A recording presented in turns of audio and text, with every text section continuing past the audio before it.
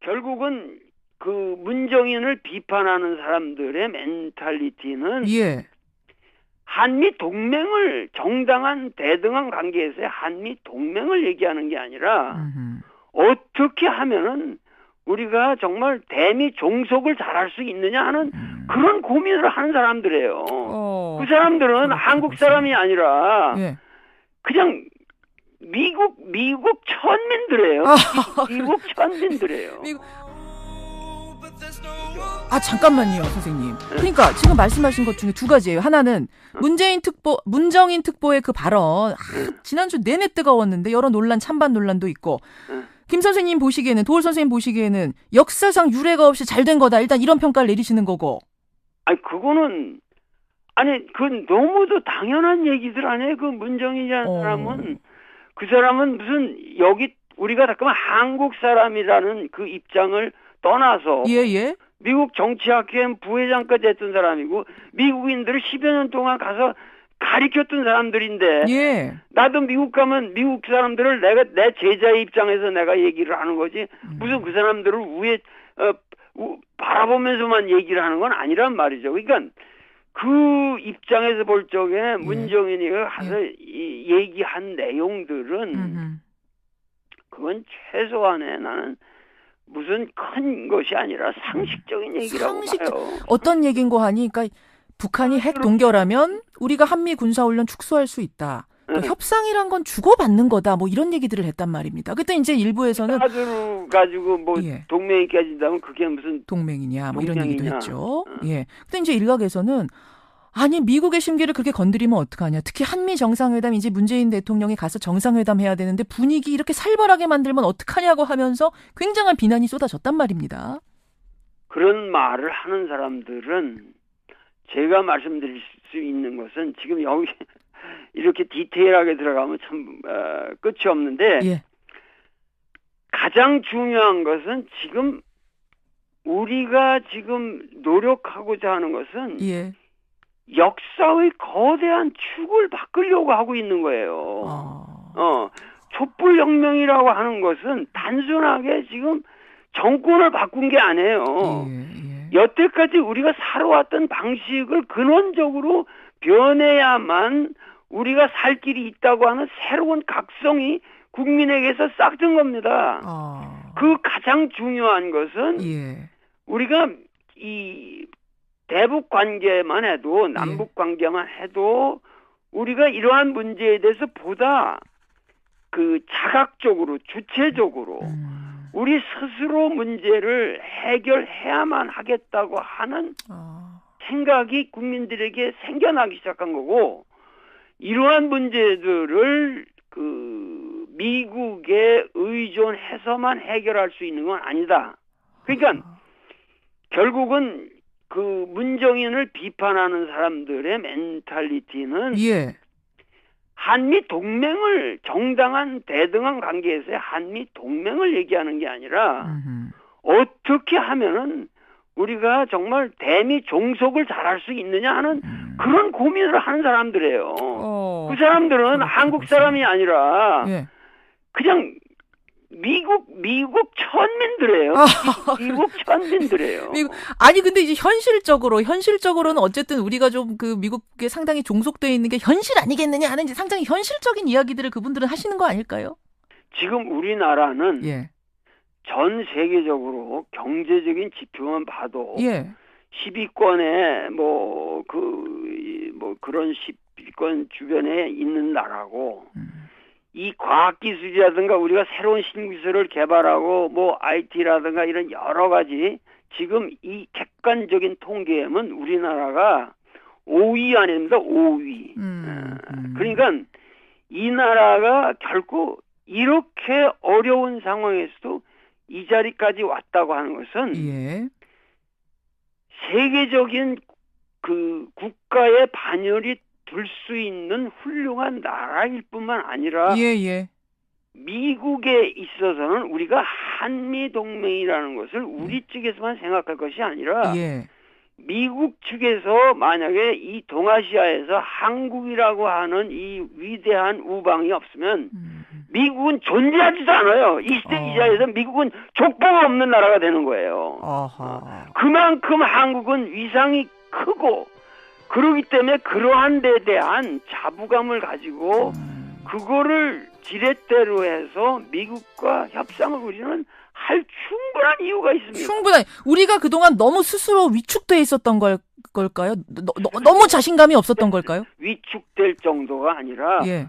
완전히 그 임진왜란 같은 거를 갖다가 그 이순신 같은 그런 위대한 명장들이 사실은 그 국난을 극복했음에도 불구하고 선조가 뭐라 그랬냐면 예. 그 명나라에서 온 천병이 우리를 구해줬지 이순신은 아무런 공로가 없다고 그랬어요. 그 사람이. 그랬었죠. 예, 그러니까 무슨 얘기냐면은 완전히 그 뭐 위축 정도가 아니라 예. 그 자멸 아주 그 자기를 그 비하시키는 것이 그것이 상식화돼 있다는 얘기죠. 자기 비하, 우리 스스로. 자기 비하가 상식화돼 있다는 거예요. 미국 앞에 서면 작아지는, 강대국 앞에 서면 작아지는 어떤 그런 뭐 관습이라 그럴까요?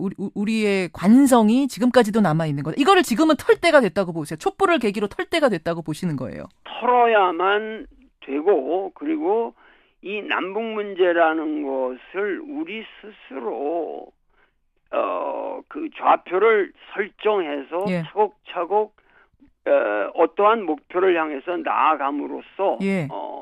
지금 예를 들면 뭐 그 태권도만 해도 엊그저께 북한에서 왔고 평창 올림픽도 우리가 서로 같이 단일팀 같이 이거를 한번 행사를 치러보자. 예. 이런 것들이 얼마나 아름답고 좋은 얘기입니까? 그러니까 이런 모든 것들이 새로운 국면이 벌어지고 있는데 예. 그러한 것에 의해서 뭐냐면은 미국으로 하여금 동아시아 질서를 그 무슨 미사일 방어 체계니 말이죠. 이런 예. 터무니없는 이미 닉슨 독토린에서부터 이미 미국이 회전한 그러한 문제를 놓고 이제 와서 이 동아시아 질서를 전쟁 패러다임으로 평화 패러다임으로 가지 않고 전쟁 패러다임으로 간다면 예. 그것은 미국의 불행이다. 이것을 우리가 가서 설득을 시켜줘야죠. 설득을 시켜줘야 되는 그런 의미에서 아주 중요한 정상회담이다. 강조를 하셨단 말씀이군요. 네네.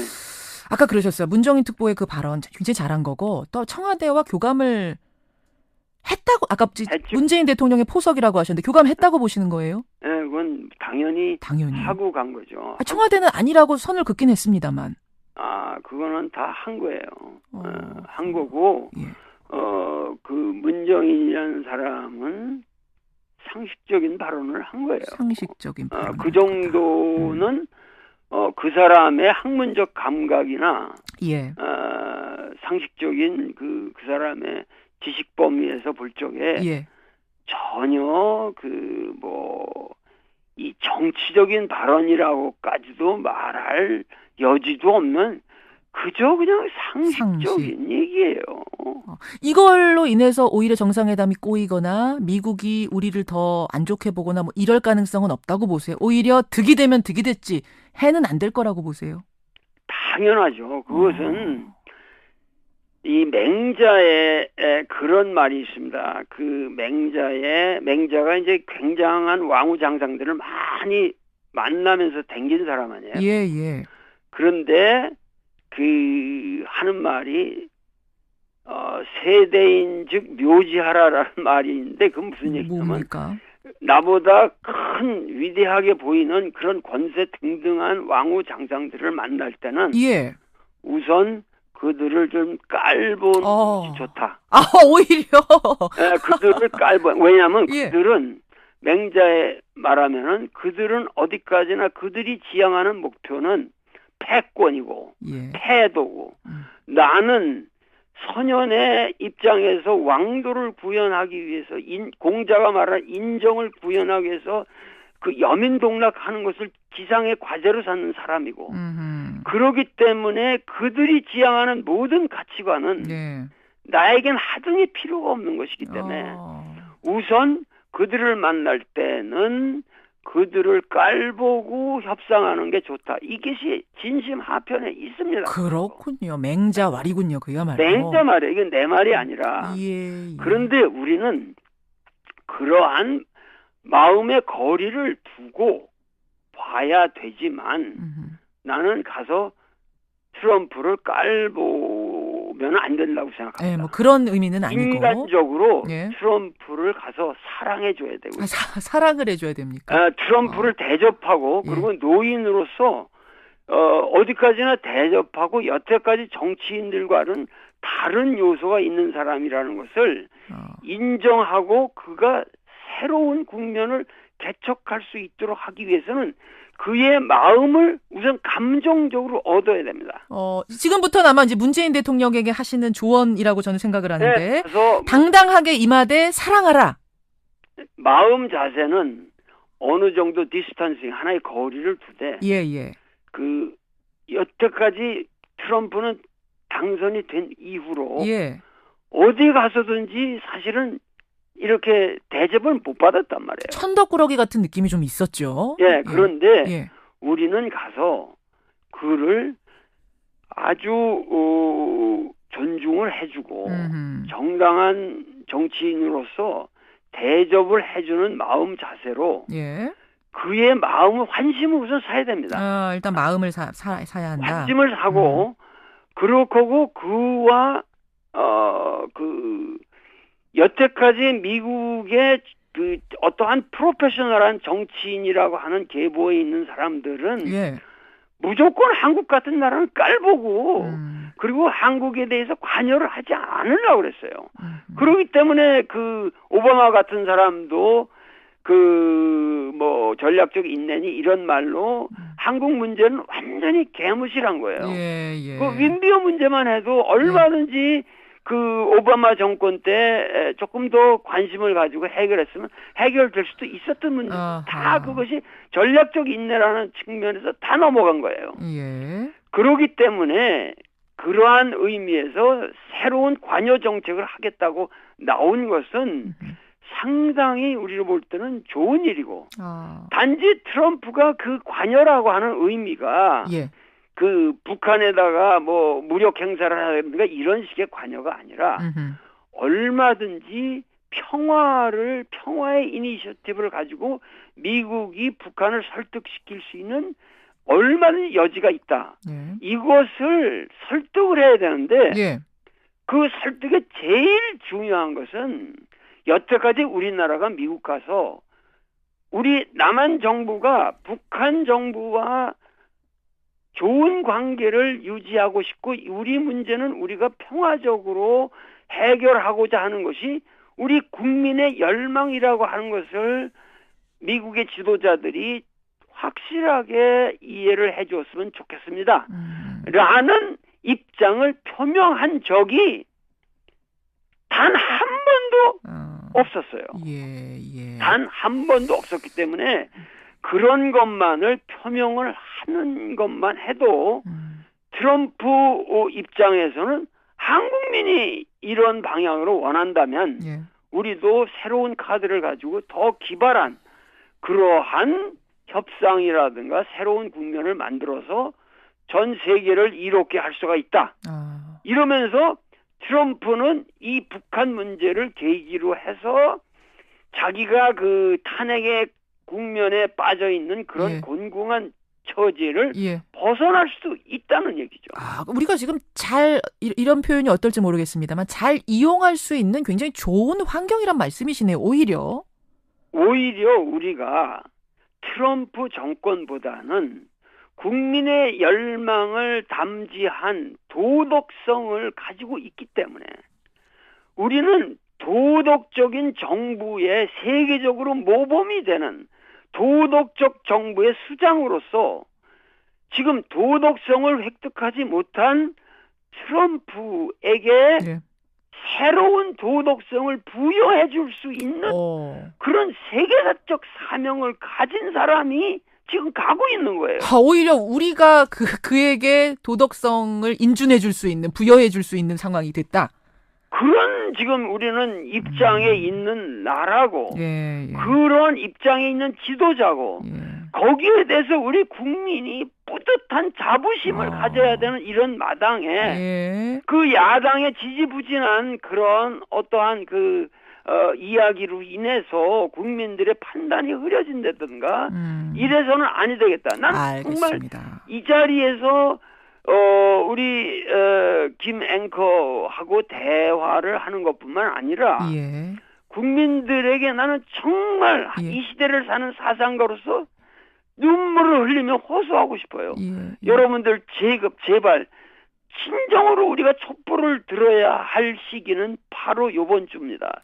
바로 미국에 가서 이 문재인 대통령이 예. 미국에서 협상을 벌이는 이 시기야말로 국민들이 마음에 촛불을 들고 우리가 갈구했던 열망을 이제 조금이라도 더 미국 땅에 펼쳐질 수 있도록 그들을 우리 대표단들을 전부 지원하고 도와줘야 된단 말이죠. 그렇게 보시는군요. 네. 정리를 좀 하자면.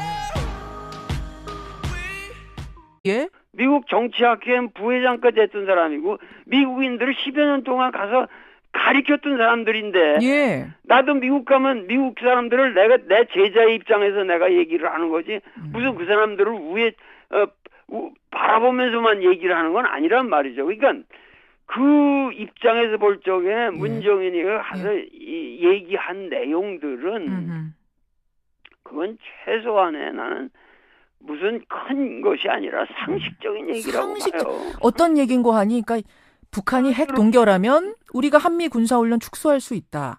협상이란 건 주고받는 거다. 뭐 이런 얘기들을 했단 말입니다. 그때 이제 일부에서는 카드로 가지고 뭐 동맹이 깨진다면 그게 무슨 동맹이냐 뭐 이런 동맹이냐. 얘기도 했죠. 예. 근데 이제 일각에서는 아니 미국의 심기를 그렇게 건드리면 어떡하냐. 특히 한미 정상회담 이제 문재인 대통령이 가서 정상회담 해야 되는데 분위기 이렇게 살벌하게 만들면 어떡하냐고 하면서 굉장한 비난이 쏟아졌단 말입니다. 그런 말을 하는 사람들을 생겨나기 시작한 거고 이러한 문제들을 미국에 의존해서만 해결할 수 있는 건 아니다. 그러니까 결국은 문정인을 비판하는 사람들의 멘탈리티는 한미 동맹을 정당한 대등한 관계에서의 한미 동맹을 얘기하는 게 아니라 어떻게 하면은 우리가 정말 대미 종속을 잘할 수 있느냐 하는 그런 고민을 하는 사람들이에요. 그 사람들은 한국 사람이 아니라 그냥 미국 천민들이에요. 미국 천민들이에요. 아니 근데 이제 현실적으로는 어쨌든 우리가 좀 미국에 상당히 종속돼 있는 게 현실 아니겠느냐 하는 이제 상당히 현실적인 이야기들을 그분들은 하시는 거 아닐까요? 지금 우리나라는 전 세계적으로 경제적인 지표만 봐도 10위권에 그런 10위권 결국은 문정인을 비판하는 사람들의 멘탈리티는 한미 동맹을 정당한 대등한 관계에서의 한미 동맹을 얘기하는 게 아니라 어떻게 하면은 우리가 정말 대미 종속을 잘할 수 있느냐 하는 그런 고민을 하는 사람들이에요. 그 사람들은 한국 사람이 아니라 그냥 미국 천민들이에요. 미국 천민들이에요. 잠깐만요, 선생님. 그러니까 지금 말씀하신 것 중에 두 가지예요. 하나는 문정인 특보의 그 발언 지난주 내내 뜨거웠는데 여러 논란, 찬반 논란도 있고 김 선생님 보시기에는 도올 선생님 보시기에는 역사상 유례가 없이 잘 된 거다. 일단 이런 평가를 내리시는 거고.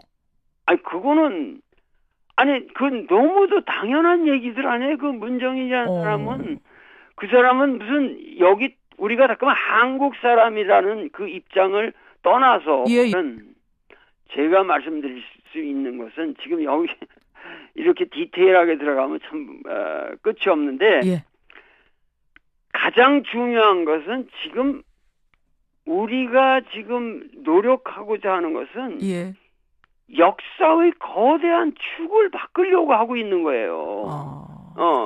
촛불혁명이라고 하는 것은 단순하게 지금 정권을 바꾼 게 아니에요.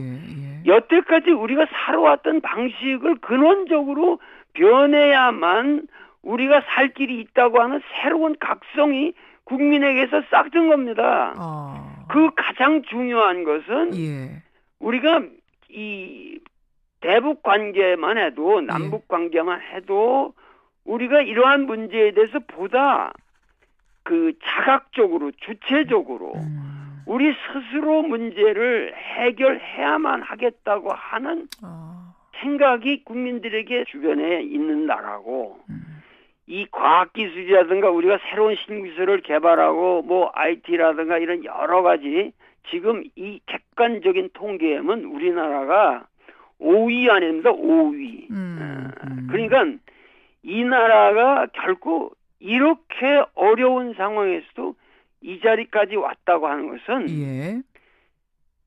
세계적인 그 국가의 반열이 들 수 있는 훌륭한 나라일 뿐만 아니라 미국에 있어서는 우리가 한미동맹이라는 것을 우리 측에서만 생각할 것이 아니라 미국 측에서 만약에 이 동아시아에서 한국이라고 하는 이 위대한 우방이 없으면 미국은 존재하지도 않아요. 이 시대 이 자리에서 미국은 족보가 없는 나라가 되는 거예요.